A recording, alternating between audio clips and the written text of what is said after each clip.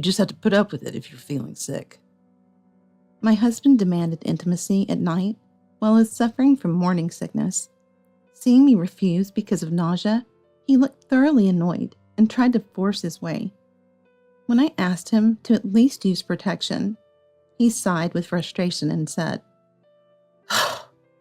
If you're pregnant, we don't need protection, right? As a wife, you should fulfill your duties instead of making excuses. My name is Mia, a 27-year-old office worker at a foreign trading company. I married Richard, a colleague from the same company, a year ago. He's a year older at 28, with a handsome, refreshing look, making him very popular among the female staff.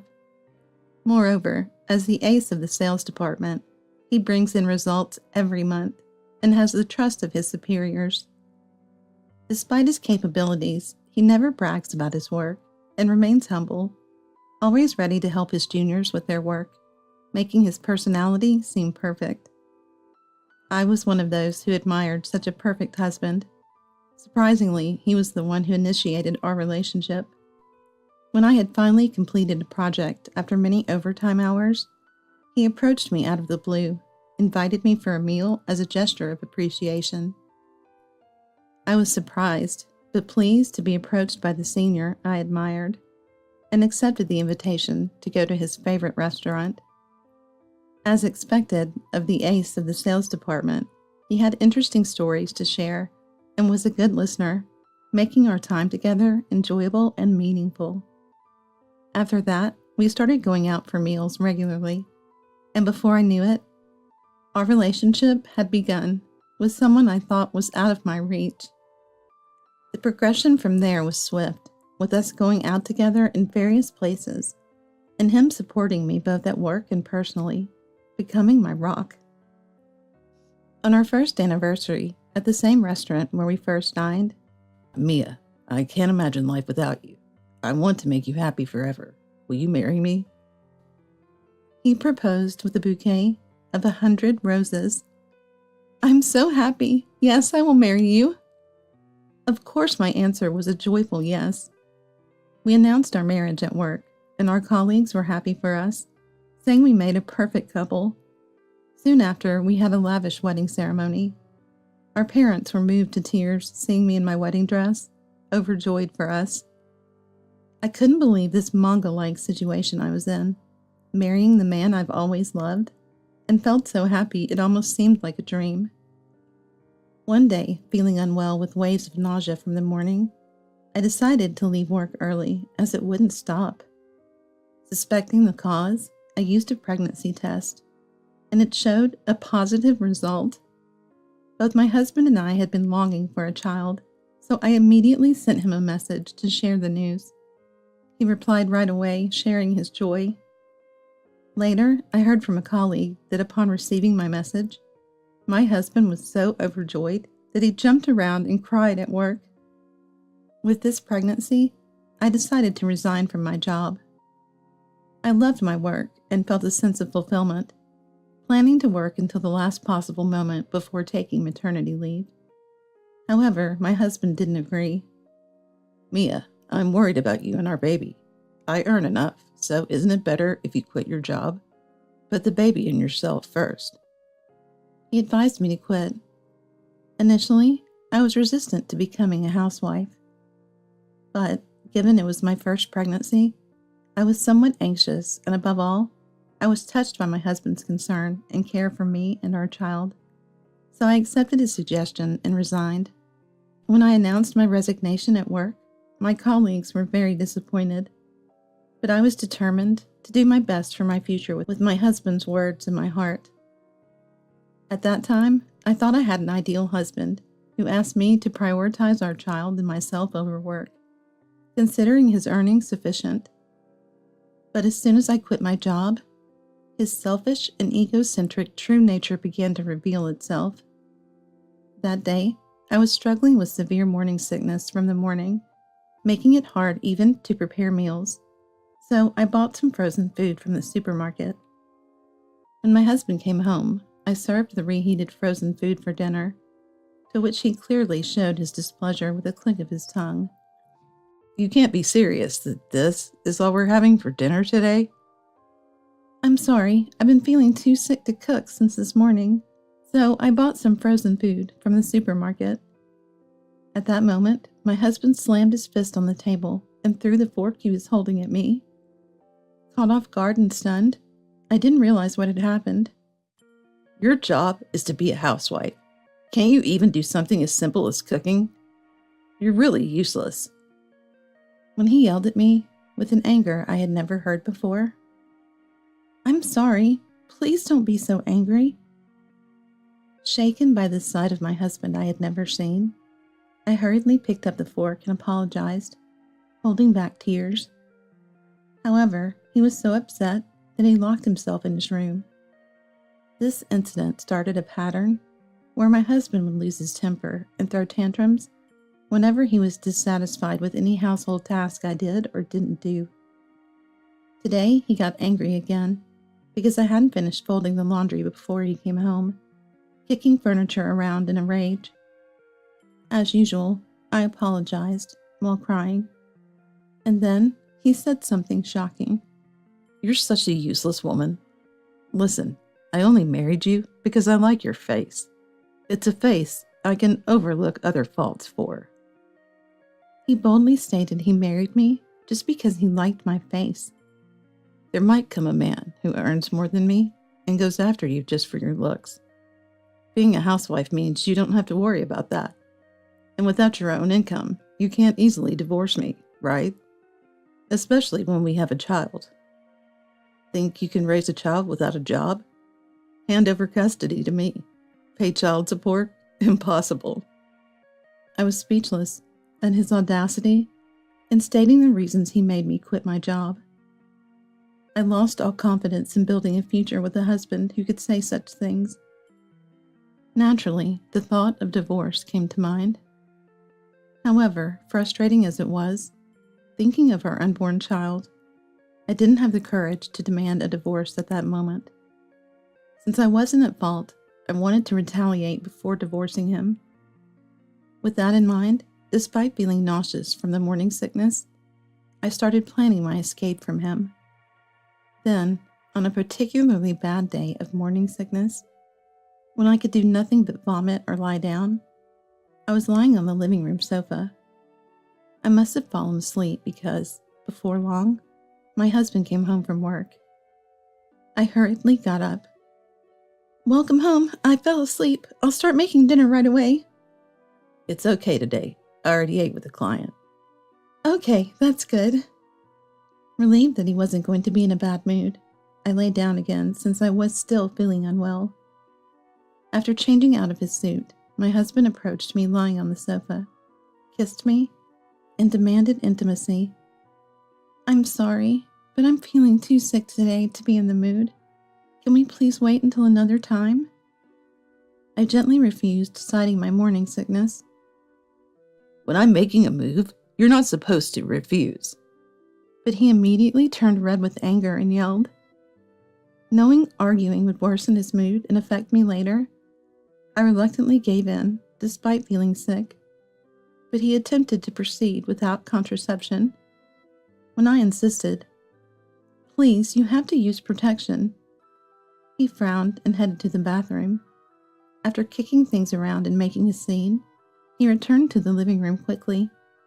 We're out of stock. If we don't have any, can't help it, right? As he aggressively reached for my clothes, I desperately resisted, citing the baby's safety. He threw his bag at my face, clearly annoyed.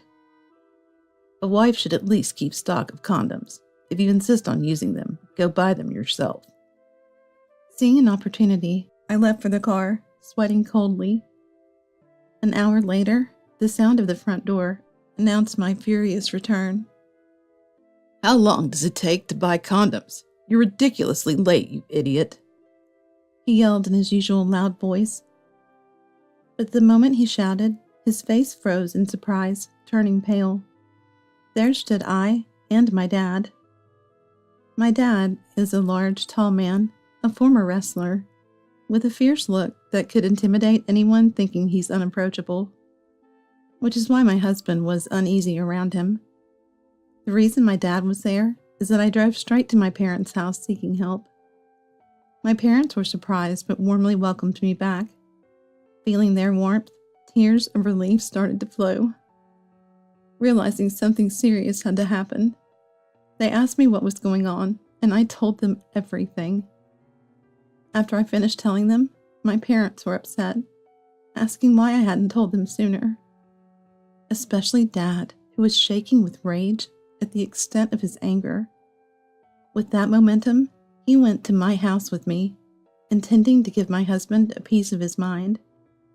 Dad confronted my husband, saying, "I've heard the story, Richard. It seems you've treated Mia quite poorly.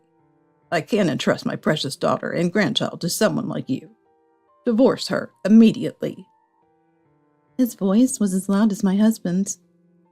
"What do you mean? Coming to my house all of a sudden and demanding a divorce? You've only heard Mia's side, right? Do you have any proof? Don't just blindly believe whatever lies she's telling. You just insulted my daughter as a stupid woman. How can you call it a lie when you made her go out to buy condoms alone while she's suffering from severe morning sickness?" Just as my husband and Dad were about to physically confront each other, I took out my mobile phone from my pocket. If you want other evidence, it's right here. There are videos of you yelling in anger, lashing out at furniture, and pushing me. In fact, as part of gathering evidence of my husband's culpability, I had set up pet cameras around the house. Those cameras captured his actions in detail, serving as evidence. The videos of my husband raging were clearly displayed on my mobile phone. Seeing the videos, my husband turned pale and tried to snatch the phone from me. But Dad quickly stepped between us, glaring at my husband to back off. "I no longer want to be treated and controlled like a housekeeper by Richard. You can choose to either have this video submitted to your company or divorce me and pay compensation." I exploded with all the emotions I had been holding back, demanding a divorce. Reluctantly, my husband agreed, fearing the loss of his reputation and job at the company. After involving lawyers and discussions, he signed the divorce papers, agreeing to compensation and child support. Then, with Dad's help, I packed up and left the house, finally freed from my husband's control. 3 months after the divorce, my morning sickness had eased.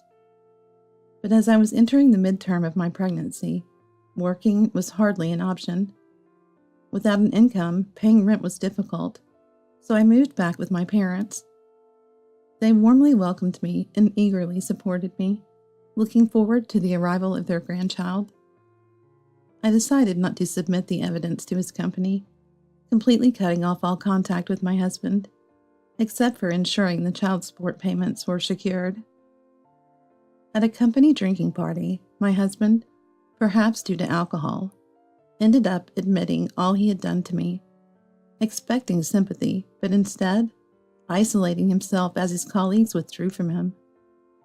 This revelation, coupled with the fact of our divorce, shifted his colleagues' perception of him, affecting his professional standing and chances for promotion. "I'm not in the wrong, am I?" It seems he ended up confessing everything he had done to me. My husband thought his actions were justified and expected everyone to sympathize and agree with him. But contrary to his expectations, his colleagues were taken aback and isolated him.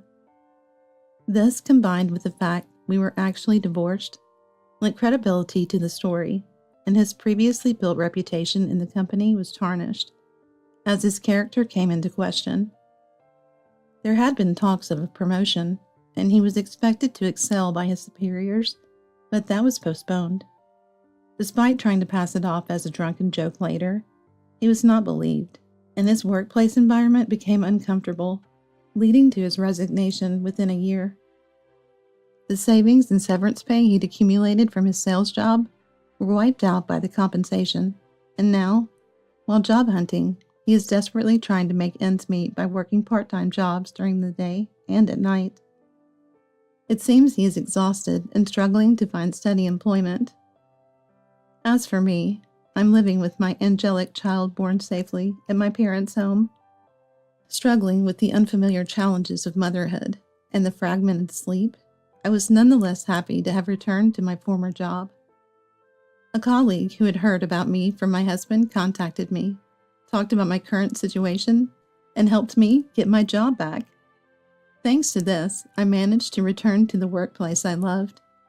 When I thanked my colleague, they said, "As a single mother, you have to raise your child, so let us at least support you in this way." These words were incredibly reassuring. I felt very blessed and was full of gratitude towards my colleagues. My parents also helped take care of the child, assisting me in balancing work and parenting. I vowed never to let anyone dominate me again, to freely pursue both my career and parenting with all my heart, and I've promised to live a happy and fun life with my beloved child. "Look, Dad bought me this car." My jubilant sister Madison showed me a photo of a family car that could fit our large family at once. Even if Dad is indulgent towards his grandchildren, it seemed unlikely he could easily afford such a car. Sensing what I was thinking, my sister mentioned it was bought with Dad's retirement fund. Wishing she would just go home if she wanted to boast, she smiled sweetly and said, "Dad's out of money now. He's your responsibility. Take good care of him, will you?" I'm Sophia, a 36-year-old housewife this year, struggling with raising 2 growing children and working part-time. My husband is a gentle man, and we've had a smooth sailing life without major conflicts. I have an older sister, 3 years my senior.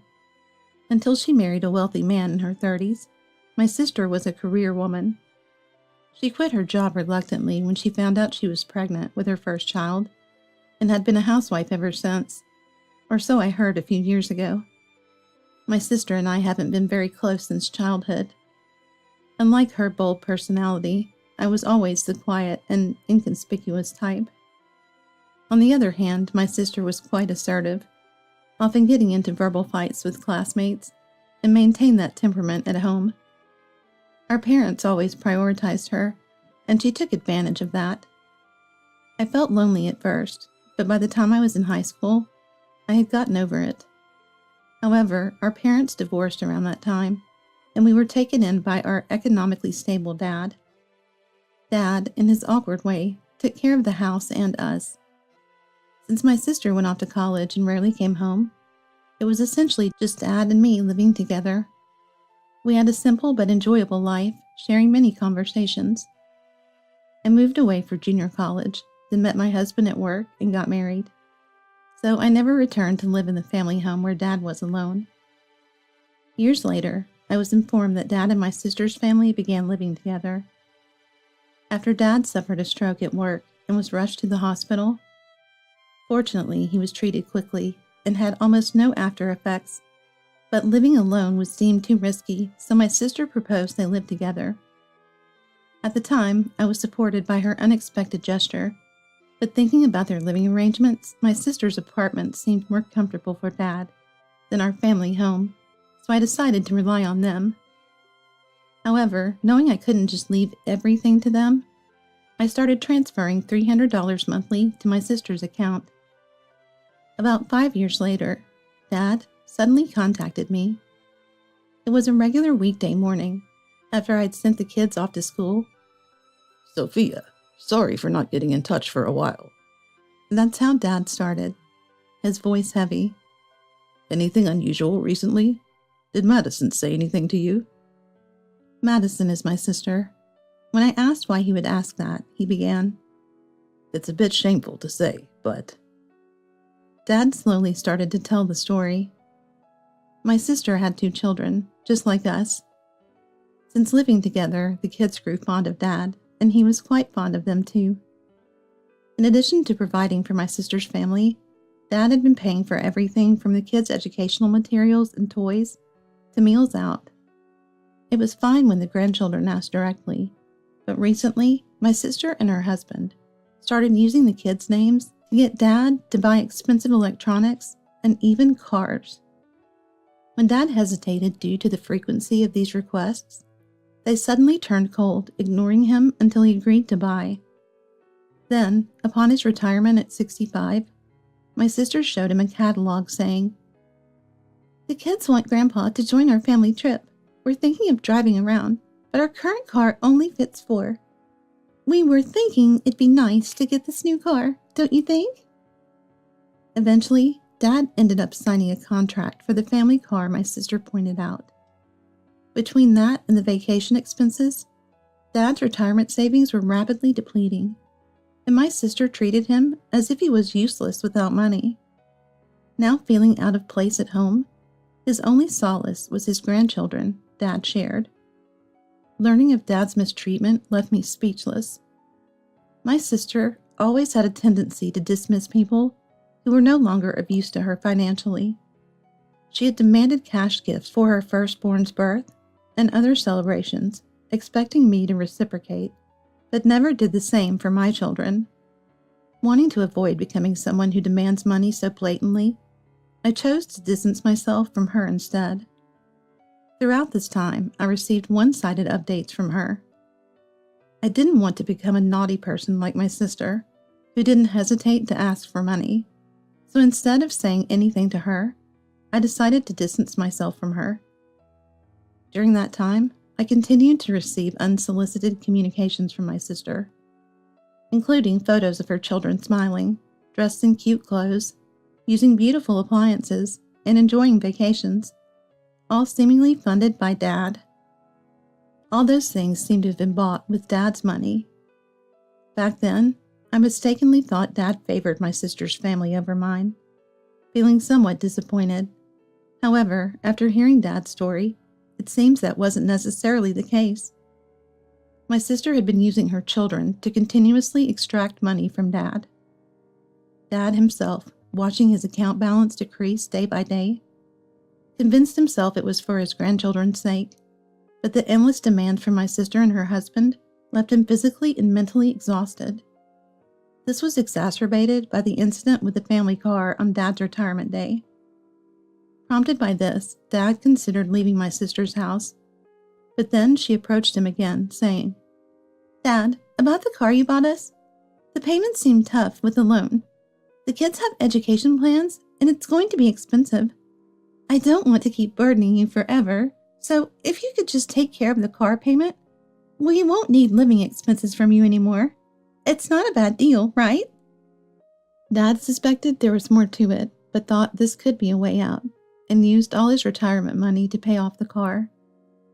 As expected, my sister's attitude, "Dad, it's become hard to live with you here, so please leave today," changed afterward. Madison mentioned I might bring her over tomorrow, so I called wondering if you knew anything. Of course, I had heard nothing. After hanging up with Dad, expecting a call from my sister, none came that day. However, the next morning, there was an early visit from my sister and Dad. Seeing my face, my sister smirked. "Looks like you've already heard. Then this will be quick," I replied. "I've heard everything from Dad. Does scamming him for money make you happy? Didn't I send Dad his living expenses?" Dad looked surprised, hearing this for the first time. "Don't act so high and mighty over just $300. That's not enough to support an unemployed old man for a month. If you're going to talk like that, you should at least pay $2,000 for caregiving." Despite Dad listening, my sister said whatever she pleased. "Sorry, but my husband feels the same. We're already overwhelmed with 2 kids." "But you've received so much money from Dad, haven't you? Toys for the kids, appliances, vacations?" "We're living together, so that's only natural." "Oh, are you jealous because you didn't receive anything?" "Don't worry. Now you get to take care of Dad." Frustrated with my sister's unwillingness to listen, I was about to retort when Dad interjected. "Enough, Sophia. I'm sorry, but could I stay here until I find another place? It will be a lot of trouble, so I'll pay $8,000 a month for living expenses." My sister, "What?"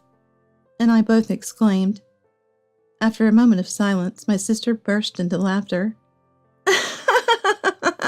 "What's that? Make your lies a bit more believable. Sorry, but I don't have time for liars. This will be our last goodbye. I'll delete all your contacts. Don't bother asking for help." Hilarious. "Well, Sophia, it's all yours." After she left, Dad remained serious. It was implausible for Dad, now unemployed, to come up with $8,000 monthly. Honestly, my house was slightly cramped for a family of 4. Even though we were frugal, we didn't have enough savings to comfortably add another person. But I couldn't let Dad go back to my sisters. So, in the evening, when the whole family was together, we discussed and officially decided to live with Dad until he found a new place. Watching Dad, I felt an inexplicable sense of security, which would soon be explained. After a few months of Dad living with us, he and we adjusted to the new dynamics, fitting in as if he had always been a part of the family. I thought we should have called him sooner, but felt this worked out for the best. One day, we had an unexpected visitor at our house. It was my sister.